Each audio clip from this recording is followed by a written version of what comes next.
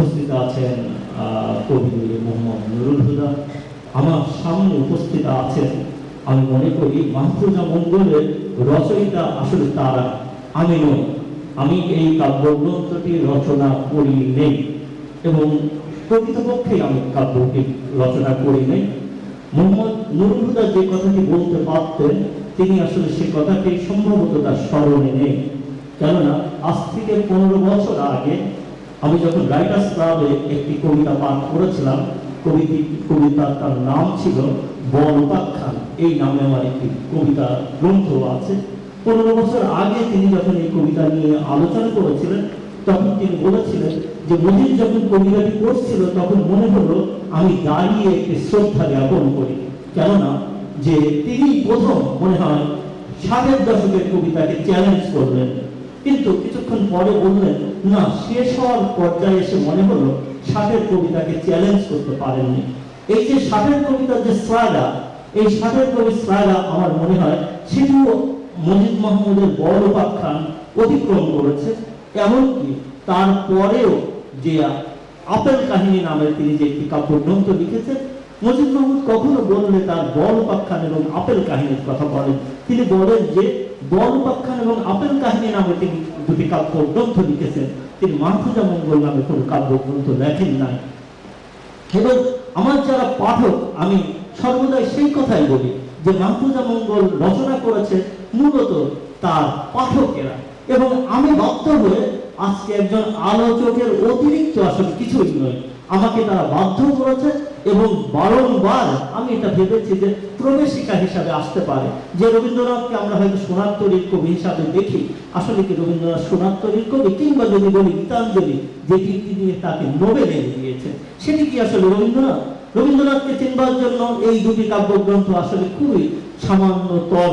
মজিদ একটি যে কাব্যগ্রন্থটি রচনা করেছেন, এর যে ধারাবাহিক যে আসলে বিবর্তনের দিকগুলি এসেছে, যেটি আমার শিক্ষক বলেছেন যে যুদ্ধমঙ্গল এখানে যে সংযুক্ত হয়েছে, আমি মনে করি যে এটিও আবার এক ধরনের আমার জীবনব্যাপী যে নিজের সঙ্গে কথা বলা, প্রার্থনার যে সঙ্গীত, আমার একাকিত্ব হয়ে যাওয়ার যে জায়গা, কিন্তু আমার যে দেখাবার জায়গা বাংলা কবিতার, যেটি আমার শিক্ষকদের কথার মধ্যে এসেছে, যে জীবনানন্দ দাশের অবসেশন থেকে কবিতাকে বের করে আনাটা বড় কাজ। আমি একজন জীবনানন্দ দাশকে নিয়ে যে কাজ করেছে আপনাদের অনেকেরই তা জানা আছে। অর্থাৎ জীবনানন্দ দাশ নিঃসন্দেহে আমার বড় কবি, আমার প্রিয় কবি। এবং আমি বলি যখনই আমাকে বলা হয় যে কোন কবি প্রিয়, আমি বলি জীবনানন্দ দাশ যখন প্রিয় তখন কেন সুধীন্দ্রনাথ নয়, যখন সুধীন্দ্রনাথ প্রিয় তখন কেন বিষ্ণু নয়, বিষ্ণু যখন প্রিয় তখন কেন জসীমউদ্দিন নয়। অর্থাৎ কোন কবিকে তো বাংলা সাহিত্যের এই ভাষা নির্মাতা, বাণী নির্মাতা, কাহিনী এবং জাতি নির্মাতা যারা, একজন কবির কাজ এর চেয়ে বেশি তো আর হতে পারে না। আমি কিভাবে এই কোন কবি, এমনকি বাংলা সাহিত্যেরও অনেক বড় কবিরা, স্বয়ং জীবনানন্দ দাশের পক্ষেও কিন্তু তার কবিতার 25 বছর পর্যন্ত জীবিত অবস্থায় নেওয়া সম্ভব হয়নি। এমনকি নজরুল যখন তার 25 বছরের আগে তিনি নির্বাক হয়ে গিয়েছেন, তিনি আর কবিতা রচনা করতে পারেন না। মাহফুজা মঙ্গল যে কাব্যটি আজকে আজ আলোচিত হচ্ছে, সেই কাব্যটির আসলে কবি মৃত হয়েছেন অনেক আগে।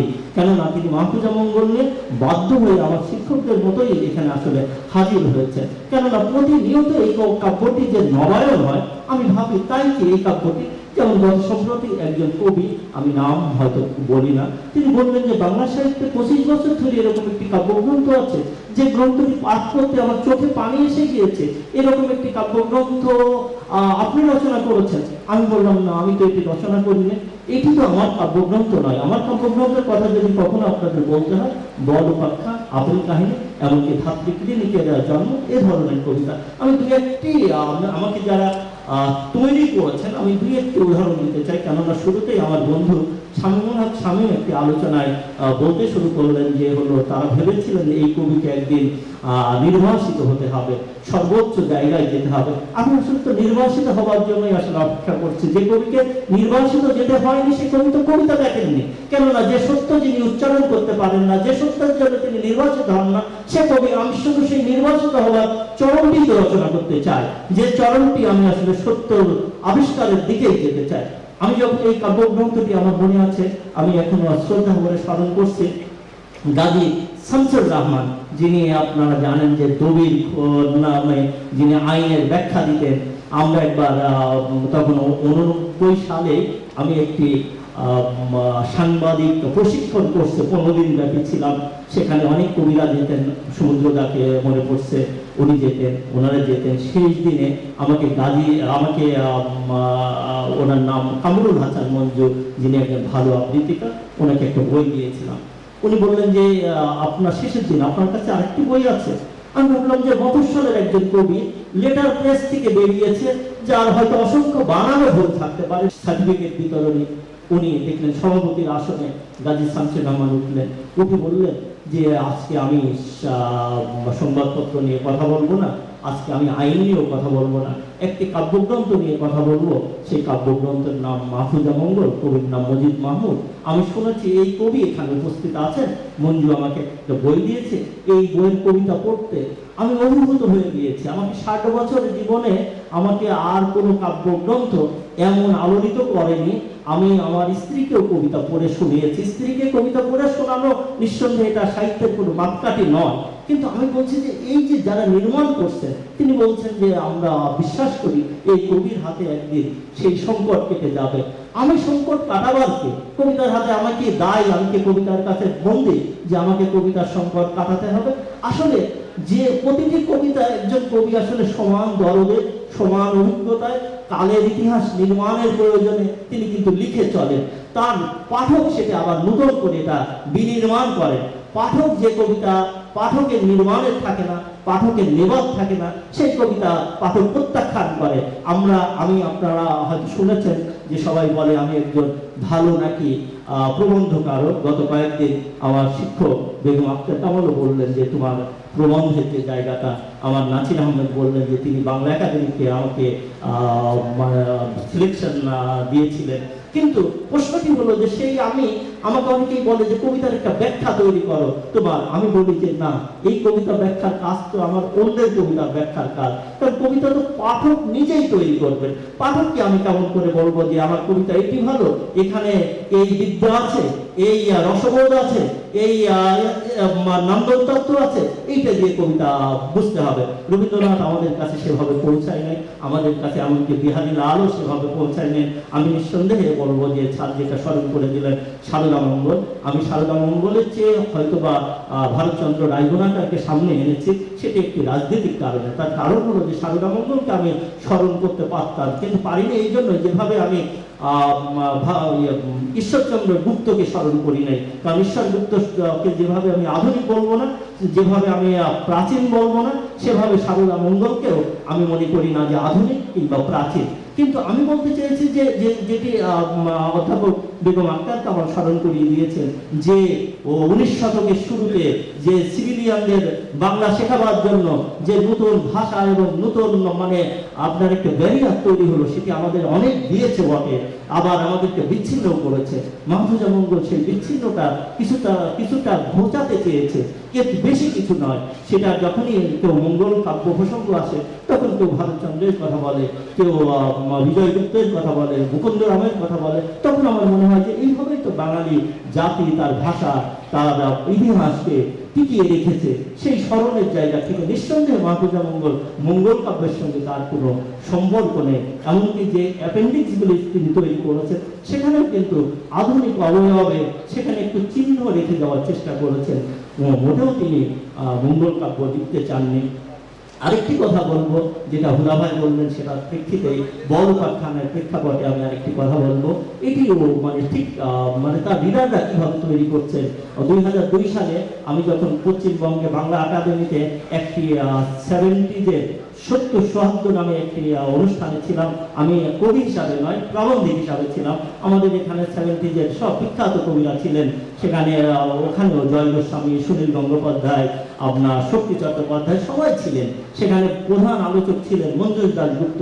মঞ্জুষ দাশগুপ্ত একেবারে অপ্রাসঙ্গিকভাবে বললেন যে আমি এখানকার কবিদের অনুরোধ করব তারা যেন মজিদ মাহমুদের বড় উপাখ্যান কাব্যগ্রন্থটি পড়ে। আমার বিশ্বাস এখানকার কবিরা 10 বছরের মধ্যে এরকম একটি কাব্যগ্রন্থ লিখতে পারেনি। আমার নিজেরই কান গরম হয়ে গেল যে এই লোকটি নিজের বিরুদ্ধে কথা বলছেন, কারণ এই ধরনের কথা বলে আসলে সাহিত্যে খুব একটা নিজেকে দাঁড় করিয়ে রাখা যায় না। আমি তখন পরে আমরা বললাম যে মঞ্জুরদা আপনি ঠিকই বললেন। মঞ্জুরদা বললেন যে সেই জন্যই তো কমিয়ে বলেছে, নতুবা বলতাম কখনো বাংলা সাহিত্যে পশ্চিমবঙ্গ অন্তত এইরকম একটি কবিতার গ্রন্থ রচনা করতে পারেননি। আমি কথার প্রসঙ্গে আবারও বলছি যে বিষয়গুলি আমি প্রসঙ্গ আসছে, আবার বলি যে আমার প্রসঙ্গ নয় মোটেও। আমিও নিজেও আমার কবিতার পাঠক। আমি যেভাবে আমি রবীন্দ্রনাথকে পড়েছি, যেভাবে মাইকেলকে পড়েছি, আমার মধ্যযুগকে পড়েছি, সারদা মঙ্গল পড়েছি, 30-এর কবিতা পড়েছি, নজরুল গবেষক আমি। সেক্ষেত্রে আমি বলি যে আজকের কবি পর্যন্ত সমস্তই আমার ভাষা, এই রচনা করেছে আমার ভাষা জাতির কথা, সেটি আমি এটার কেবলমাত্র এর ইতিহাস রচয়িতা, এর আমি কোনো বেনিফিশিয়ারি নয়। আমার এই কবিতা রচনার জন্য আমি কিছু আসলে আমার পাওয়ার নাই, কেননা সময় 25 বছর হয়তো আগামী দিন আমাকে দেবে না। তো আমার সবচেয়ে আনন্দের যে আজকে আমার শিক্ষকদের সামনে আমি আমার স্পর্ধা নিয়ে এ ধরনের কথা বললাম। এই জন্য আমার মনে হয় আমার শিক্ষকরা আমাকে ক্ষমা করবেন, কারণ শিক্ষকদের কাজ ক্ষমা করবার। আমি ভেবেছিলাম যদি আজকে বিশ্বজিৎ স্যার না আসে তখন আমি কিন্তু বিশ্বজিৎ স্যারকে যথেষ্ট রকম বলবো যে স্যার একজন ছাত্রের সঙ্গে কি এভাবে হয়। আমার মনে মনে প্রস্তুত ছিল যে ছাত্রের সঙ্গে এটা হয় না। তো আমি যদিও জানি যে আমার শিক্ষকরা এসেছেন একান্ত আমার ভালোবাসার টানে, আমার যিনি বলা চলে যে শুধু আমার শ্রদ্ধেয় না, জাতির শ্রদ্ধেয় কবি, রবীন্দ্র গবেষক এবং ভাষা সংগ্রামী। এমনকি আমরা যখন তার বাসায় যাই দেখি তার নামে একটি সড়ক রয়েছে। আমি প্রায় ভাবি যে কি আশ্চর্য, ঢাকা শহরে আমি একজনের বাসায় যাচ্ছি, তার নামে একটি সড়ক রয়েছে। সেই আহমদ রফিক এখানে উপস্থিত হয়েছে। এই মাহফুজাকে কে, এই প্রসঙ্গটা আমার মানে মজিদ মাহমুদ আমাকে বইটি দিয়ে আসার পরে এই বইয়ের কবিতাগুলো পড়তে গিয়ে আমার কাছে বারবার এই প্রসঙ্গের মাথায় এসছে। তো সেটা তো অবশ্য উনি তার প্রস্তাবিতে যে ভারতচন্দ্রের উদ্ধৃতি দিয়েছেন। আমাদের আলোচকবৃন্দ অবশ্য প্রায় সবাই বলেছেন যে এই মঙ্গল কাব্যের যে মূল কথাটি বা মূল তত্ত্ব সেগুলো কিন্তু এই মাহফুজা মঙ্গলের নেই। আমি তাদের সঙ্গে দ্বিমত পোষণ করি না। আবার সেই সঙ্গে কথাও বলি যে বাংলা কবিতার যে ঐতিহ্য, সেই ঐতিহ্যে কেউ যদি ধারণ করতে চান তাহলে অবশ্যই তাকে চর্যাপদ থেকে শুরু করতে হয়। কারণ চর্যাপদ যদিও খুবই সামান্য কতগুলো, তবু তার মধ্যে প্রান্তিক জীবন এবং দুস্থ বাংলার জীবন, প্রান্তিকবাসী জীবন, এগুলো যেভাবে পরিবেশিত সেটা একটা মানে তখনকার বিবেচনায় আশ্চর্য। সেই হিসাবে ঐতিহ্যের টানে মজিদ মাহমুদ যদি মঙ্গল কাব্যকে তার মানে সূচনা বিন্দু হিসেবে ধরে থাকেন তাতে আপত্তি করার সুযোগ নেই। কিন্তু এই কথাটি তো বলতে হবে যে যেটা নুরুল একটু আগে বললেন, আমার কাছে কথাটি মনে হয়েছে। আমি আমার মূল কথায় যাওয়ার আগে কথাটি বলে নেই, কাছে ভুলে যাই। বয়স্ক হয়েছে অনেক, তাই যে এটা মাহফুজা মঙ্গল না হয়ে অন্য কোনো মঙ্গল হলে মন্দ হতে পারে। আমার মনে হয় যে এটা সমাজ মঙ্গল হওয়াটাও এই আধুনিক যুগে আমরা যে পর্যায়ে আছি সেই পর্যায়ে এটা সমাজ মঙ্গল। আমার মনে হয় ভবিষ্যতে যদি এমন কিতাব রচনা করলে খুব ভালো হবে। কারণ হলো এই কবিতাগুলোর মধ্যে যে মানে দুঃখ, বেদনা, দ্রোহ এবং তার একটা প্রতীক সামনে দাঁড় করিয়ে দিয়ে করা হয়েছে, সেটা আমাদের সমাজকে একটি বাস্তব দর্পণ আতশকাচের মাধ্যমে কিন্তু প্রতিফলিত করা হয়েছে। এই জন্য আমি তার ওই মাহফুজা মঙ্গলের যে 7টি সনেট প্রতিম কবিতা এবং তোমাকে জানলেই এই কবিতাটি একটি সূত্র হিসেবে ধরে নেই এবং সেই সঙ্গে যুদ্ধমঙ্গল যে কয়েকটি কবিতা এগুলোকে আমার কাছে অসাধারণ মনে হয়েছে এবং এবং এতটা বাস্তব জীবনধর্মী যে সেই জায়গাটিতেই বরং তার সম্প্রসারণটি দরকার। ওই মধ্য উপকূলের মঙ্গল কাব্যের সম্প্রসারণের বদলে বা সারদা মঙ্গলের সম্প্রসারণের বদলে এই যুদ্ধ মঙ্গলের সম্প্রসারণটি ওদের সমাজ পরিবর্তনের জন্য আমাদের ভয়ঙ্করভাবে দরকার।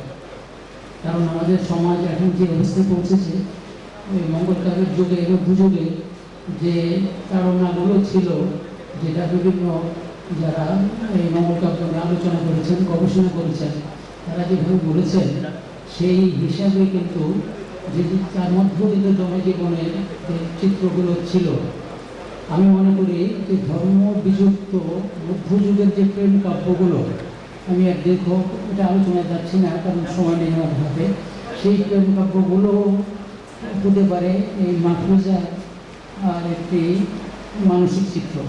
আর সেখান থেকে আমরা যদি চট করে চলে আসি সার্বমঙ্গলকে টিঙ্গিয়ে 19 শতকে সেই বহু বিচিত্র মানে বহু গগন বিহারী কবিকে, তাহলে দেখব যে সে এই কবি রবীন্দ্রনাথ তার মধ্যে কিন্তু যেটা একটু আগে বেগম আক্তার কামাল ইঙ্গিতে বলে দিচ্ছে, আমার কাছে মনে হয় যে মাহফুজা এই নদীমাতৃ বাংলাদেশের অভিজ্ঞতার ভিত্তিতে সোনারতরী পর্বের যে বিদেশিনী অথবা চিত্রের জীবন দেবতা অথবা আমার কোনো তোমার বিনা যন্ত্র মানে চালাচ্ছে এবং তার কাছে নিজেকে সমর্পণ, এই জায়গাটি কিন্তু এখানে আসে যে কাব্যসত্তার সঙ্গে তার ভাব বিনিময়, মত বিনিময়, দ্বন্দ্ব, যুদ্ধ এবং প্রেম, যে জন্য আমি প্রেম কাব্য